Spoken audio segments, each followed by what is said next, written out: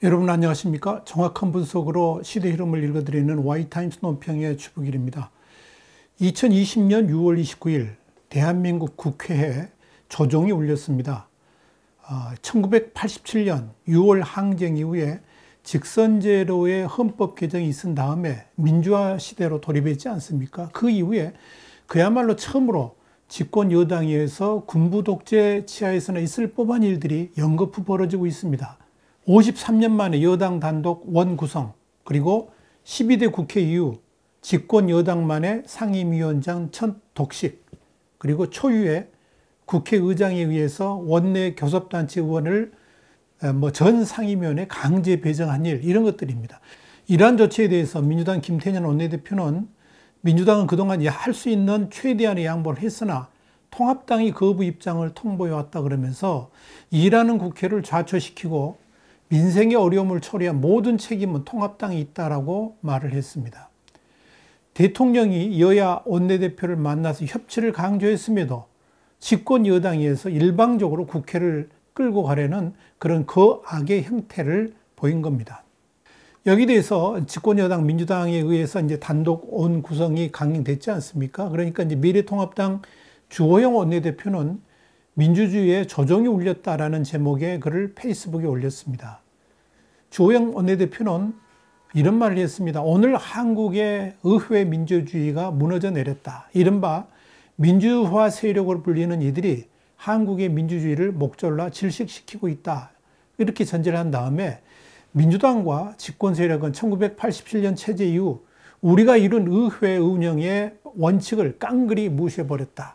야당과의 협의 없이 의장단을 선출하고 6개 상임위원장을 단독 선출했다. 야당 몫이던 법사위를 탈취했다라고 그러면서 통탄을 했습니다. 주호영 원내대표는 이어서 민주당은 야당을 원천적으로 배제하고 의회를 여당 마음대로 운영하겠다는 도끼를 뿜어내고 있다.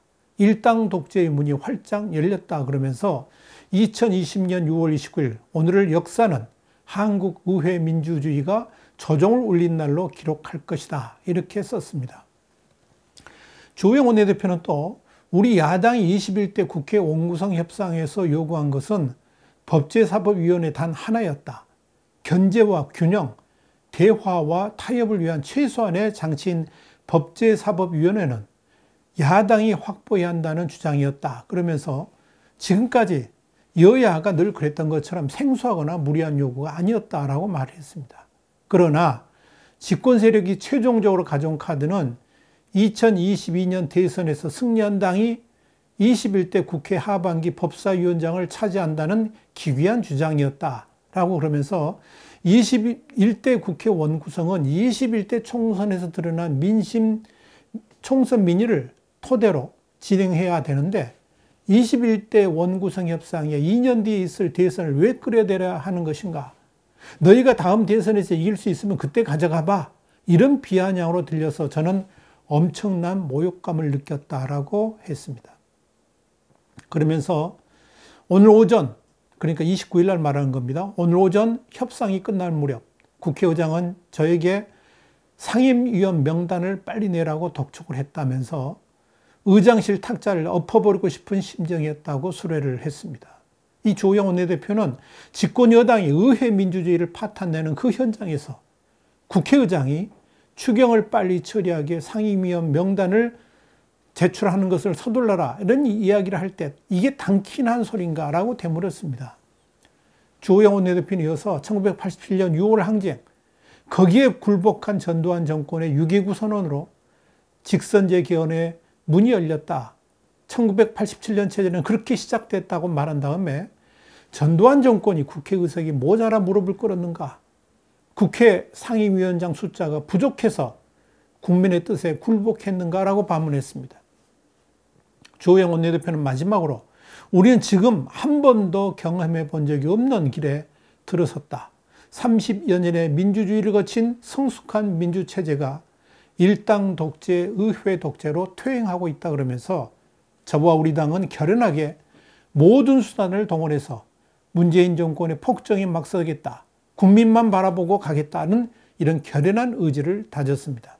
집권 여당이 의회 민주주의를 파기한 바로 6월 29일은 33년 전 전두환 정권이 국민의 무릎을 꿇었던 그날이었습니다. 여러분, 저는 이렇게 봅니다. 집권 여당 민주당이 국회 상임위원장을 싹쓸이한 2020년 6월 29일 41.45%의 민의가 완전히 짓밟힌 날이었다, 이렇게 봅니다. 또 민주주의는 죽고 문주주의, 문재인 할 때 문입니다. 이 문주주의가 득세한 날이다. 그렇게 역사에 기록될 것이다 라고 봅니다. 1987년의 6월 29일은 독재 권력이 한가한 국민의 힘에 굴복한 집권여당 민주정의당에 의해서 6.29 선언이 이루어지면서 오늘날 우리가 누리는 민주주의 체계의 기반을 닦은 날이었다 그러면 2020년 6월 29일은 그동안 민주화 세력이라고 자처를 해왔던 집권여당 민주당에 의해서 민주화 시대의 국회 운영 관행을 송두리째 뒤엎고 독재 시대로의 회귀를 선언한 날로 역사에 기록이 될 것입니다. 그동안 여야가 합의해가지고 국회직을 나눠 갖는 관행은 독재 타도에 앞장섰던 김대중 당시 민주당 총재에 의해서 13대 국회부터 시작되었던 전통입니다. 법사위원장을 야당이 양보한 것도 집권당에 대해서 또 정부에 대해서 견제를 하기 위한 최소한의 배려로 이루어진 것이었습니다. 당시 집권당은 민주당, 자유당이었는데요. 193석이었습니다. 그런데도 민주당은 64석에 불과했지만 협치의 대상으로서 야당에게 상임위원장을 배분했던 겁니다. 법사위를 야당이 가져가게 된 것도 17대 국회 당시에 민주당의 전신인 열린우리당이 제1당이었을 때부터 굳어진 국회 관행이었습니다. 그러나 문재인 정권은 자신의 뿌리인 김대중 시절에 만들어 놓은 그런 의회 민주주의 관행마저 깡그리 무시하면서 국회를 유린했습니다. 이건 단순한 다수당의 행포를 넘어서 의회 민주주의에 대한 정면 도전이고 폭거라고 아니할 수 없습니다. 이로 인해서 민주주의는 사라지고 문재인 문자, 이 문주주의가 득세하는 나라로 전락했습니다. 민주주의는 국민이 주인이지만 문주주의는 문재인 대통령이 주인인 세상을 말합니다. 모든 권력은 국민에게서 나와야 하는데 2020년 6월 29일을 기점으로 모든 권력이 문재인 대통령으로부터 나온다고 집권 여당이 확인시켜 주었다는 겁니다. 그래서 요즘 흔히 들리는 말이 있죠. 우리인이 마음껏 해보세요. 우리인이 마음껏 해보세요. 그 말은 문재인 대통령 지지자들이 하는 말이지만 지금 미래통합당도 방향은 다르지만 똑같은 말을 하고 있습니다. 야당의 견제 없는 국회 운영, 야당을 아예 무시한 국회가 어떻게 돌아가는지 그에 대한 결과를 민주당이 오롯이 다 책임져야 되는데 그 결과가 어떻게 나타날지 두고 보라는 겁니다. 민주당 하고 싶은 대로 하겠다고 해도 어차피 미래통합당이 막을 수 없는 노릇입니다. 그런데 협치도 안 하고 야당과 협상도 하지 않으면서 민주당 좋을 대로 하는 국정이 어떻게 흘러갈지는 보지 않아도 뻔합니다. 그래서 미래통합당 김종인 비대위원장은 29일 날 의원총회에서 이런 말을 했습니다. 우리가 지금은 상당히 괴로움을 느끼는 순간이 될지 모르겠지만 장차 우리가 달성하고자 하는 목표를 위해서 오히려 하나의 큰 약이 될 수 있다 그랬습니다. 또 앞으로 의정 생활에서 오로지 국민만을 쳐다보고 야당으로서의 직무를 다한다는데 최선을 다하시면 우리가 앞으로 남은 1년여 기간 이후에 정권을 스스로 창출할 수 있다는 신념에 불탄다면 오히려 이것이 좋은 계기로 작용할 수 있다고 생각한다. 이렇게 말을 한 겁니다. 그런데 말입니다. 요즘 저에게 이런 생각이 듭니다. 일하는 국회, 이 말이 참 두렵습니다. 집권 여당이 이번에 단독 원 구성을 하면서 내세운 말이 바로 그겁니다. 일하는 국회를 만들겠다. 그래서 어쩔 수 없는 선택을 한 거다. 이런 겁니다. 그런데 우리는 그 일하는 국회라는 말이 정말 두렵습니다. 속도전으로 국정을 운영하겠다는 것인데 그럴 거면 민주당 단독의 일하는 국회가 전두환 정권 시절 유정회하고 뭐가 다릅니까? 야당 없는 단독 국회라면 차라리 그냥 대통령이 결정한 대로 청와대 뜻대로 그냥 마음대로 하면 되지 뭐하러 엄청난 국민 세금을 들여가면서 국회를 운영합니까? 이미 상권 분립이라는 단어도 희미해졌고요. 이젠 검찰 장악을 넘어서 공수처까지 마음대로 만들어내려고 하는 마당인데 뭘 두려워할 게 있겠습니까? 집권층이 아무리 부정한 짓을 해도 공수처라는 든든한 방어막이 있고 오히려 그 칼로 반대 세력을 탄압하고 더불어서 대통령이 뜻과 다른 사람들, 생각을 달리하는 사람들이 입을 틀어막을 수 있는데 그렇게 되면 북한의 김정은 집단하고 뭐가 다른 게 있습니까? 또 나치 치하의 히틀러하고 뭐가 차이가 납니까? 민주당은 앞으로 공수처 외에도 헌법재판관, 방송통신위원회 같은 국회가 추천하는 헌법기관과 행정부 산하의 위원회들, 여기서 여당 추천 몫을 높이겠다고 합니다. 한마디로 집권 여당 마음대로 다 움직이겠다는 거죠. 원래 이 기관들의 여야 추천목 배분은 공수처와 마찬가지로 정치적 중립성 그리고 독립성을 보장하기 위한 최소한의 장치였는데 이 모든 것들을 다 허물겠다는 겁니다. 그것이 바로 민주주의의 사망을 알리는 조종이고 반대로 문재인이 주인이 되는 나라, 민주주의의 화려한 탄생을 알리는 서막이다. 이렇게 말씀드릴 수 있습니다. 바로 그런 참으로 귀한 나라를 만들기 위해서 일하는 국회로 전환하겠다는 것이 집권 여당의 뜻입니다. 어차피 민주당만 해도 176석이죠. 원래 177석에서 국회의장이 탈당하면서 176석으로 줄어들었죠. 여기에 친여, 범여 세력까지 합치면 190석이 이릅니다. 그들이 하겠다 그러면 못할 게 없습니다. 뭐든 다 할 수 있습니다. 헌법 개정하는 것 빼고요. 근데 이걸 아십니까? 아주 유능한 사람과 그야말로 무능한 사람이 있는데요. 유능한 사람이 열심히 일하면 역사가 새롭게 뒤바뀌게 되죠.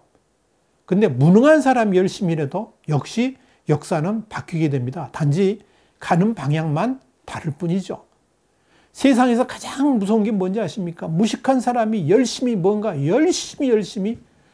할 때, 그때가 제일 위험하다는 말도 있습니다. 지금 민주당이 일하는 국회를 만들겠다고 한 말이 바로 굉장히 무섭다. 제가 아까 그랬었는데 그 이유가 바로 여기 있습니다. 민주당 정권의 국가 운영 능력은 이미 다 드러났죠. 경제는 최악이고요. 외교는 외교대로 완전 왕따에다가 좌파적 가치관에 의한 파탄 외교라는 것이 이미 입증됐습니다. 그렇다고 그렇게도 상전으로 모시던 북한과의 관계가 좋은 것도 아닙니다. 이미 그렇게 무능한 정권이 이미 만천하에 드러났는데 그들이 열심히 일하는 국회를 만들겠다고 하니까 나라를 얼마나 다 망치려고 그러는지 잘못 두렵기까지 합니다. 그러나 그들이 아무리 나라를 망쳐 먹으려고 해도 시간이 그들의 오만함을 무작정 용납해 주지는 않습니다. 2022년의 대선 일정 때문입니다. 어차피 내년 여름이면 대통령 선거 모드로 들어가도록 되어 있습니다. 그렇게 되면 아무리 집권 여당이라 그래도 200석에 가까운 여당이라 그래도 국민 눈치를 볼 수밖에 없습니다. 그것이 어쩌면 대한민국의 생존을 위해서 다행스러운 일인지도 모르겠습니다. 그런 면에서 2020년 6월 29일은 마치 문재인 집권 세력이 모든 걸 다 갖겠다고 선언한 날인 것처럼 보입니다만은 오히려 33년 전 전두환 정권이 국민 앞에 무릎을 꿇었지 않습니까? 그날처럼 문재인 정권도 몰락의 길로 들어서게 되었다라고 기록되는 날이 될 수도 있을 겁니다. 역사라는 것이 그렇습니다. 모든 것을 다 지은 듯 그런 때가 바로 그때가 이제 내리막길로 접어드는 순간이었음을 말해줍니다. 이게 역사입니다. 와이타임스 논평이었습니다. 이거 하나 해드리죠. 7월 둘째 주 7월 6일부터 이제 와이타임스 라이브가 시작됩니다. 월요일과 목요일 일단 주휘에 와이타임스 라이브가 월요일 목요일 오전 11시부터 시작됩니다. 여러분 많이 기대해 주시고 많이 시청해 주시기를 부탁드리겠습니다. 와이타임스 논평이었습니다. 다음 시간에 다시 뵙겠습니다. 감사합니다.